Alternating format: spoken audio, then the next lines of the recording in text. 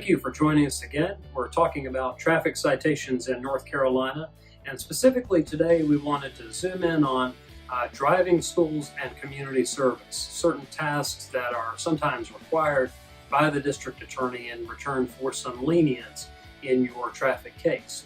So to back up a minute, certain types of traffic offenses can only be reduced or dismissed potentially in some cases if you do certain tasks in exchange for relief or in exchange for lenience from the district attorney's office.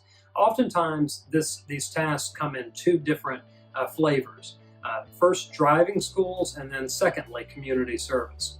So when thinking about driving schools, our first kind of specific and main example of a task that can be completed for lenience in a traffic case, driving schools come in a number of different types. There are online driving schools and there are in-person driving schools. There are certain driving schools that are designed for older drivers versus younger drivers. And anytime a driving school is required by the district attorney, generally your attorney, definitely in the case of the attorneys here at iTicket.law, we will let you know exactly what type of driving school is required by the district attorney. For example, if the DA says that he wants you to complete an online driving school, we're not going to tell you to go out and do an in-person driving school to complete that requirement, because that would just be an unnecessary waste of your time and effort.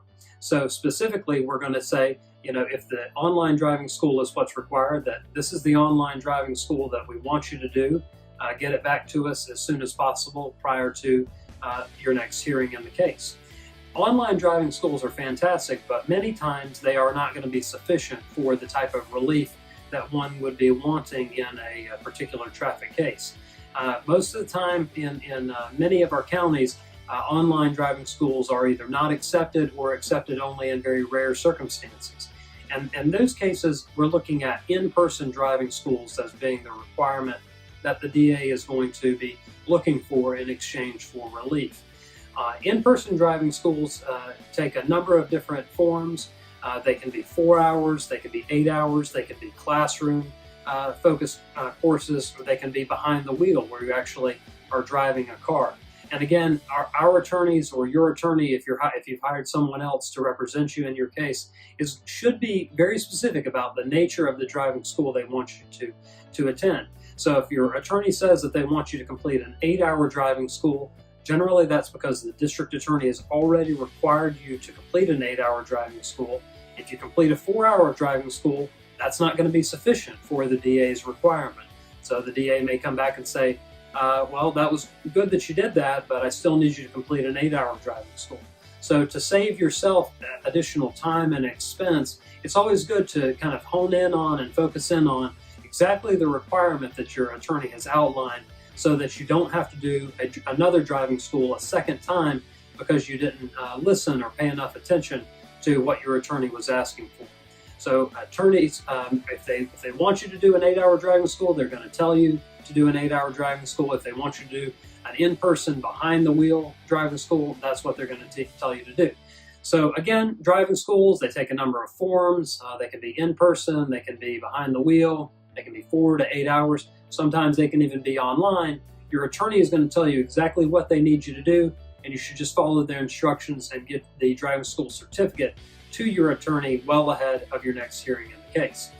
Now that we talked about driving schools, we can turn our attention to the second type of task that is oftentimes required by the district attorney, and that would be community service. Community service is something we see sometimes in lieu of driving school, meaning instead of driving school in certain instances, but oftentimes it'll be in addition to driving school. The DA will say, we want them to do a driving school plus community service. And this could be anywhere from 5 hours of community service on up to 50 hours of community service, depending on the nature of the charge, the speeding offense. Generally, again, we see these only in more severe speeding charges, say for instance, speeds that are more than 25 miles an hour over the limit. One general rule of thumb that we see used a lot in North Carolina is that there should be 1 hour of community service completed for every mile an hour that the person was speeding above the limit. And again, this usually becomes in force around 25 miles an hour over the limit. So you're thinking okay, I've got a speeding charge of 90 and a 65, 25 miles an hour over the limit. I'm going to have to do 25 hours of community service, largely in addition to a driving school as well, for me to get the type of relief that I want in this case. Community service, we always tell our clients that you should go out and do it at a nonprofit where they're doing work that you enjoy, but specifically you do have to complete community service hours at a nonprofit organization. That's a registered 501c3 organization. It could be a church, an animal shelter, something of the like where they're doing good work and they particularly are not getting paid for it. In addition, one of the other requirements is that you cannot be paid for the community service hours that you're completing. Otherwise, they would not be volunteer hours and the court would not be able to count them. So to kind of recap about community service is a great way of giving back to the community, but oftentimes it is something that is required to resolve higher level traffic offenses, many times speeds 25 and over. And in those instances, the DA wants you to go and complete community service at a registered nonprofit, and you cannot be paid or compensated in any way for those volunteer hours.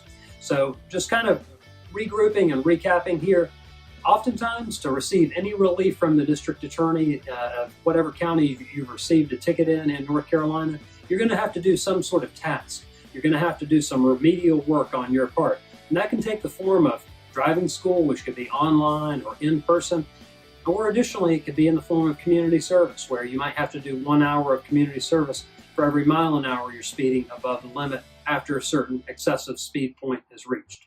So just think about this. If you want a reduction of your speeding offense, many times you may be asked to complete the task in exchange for that relief.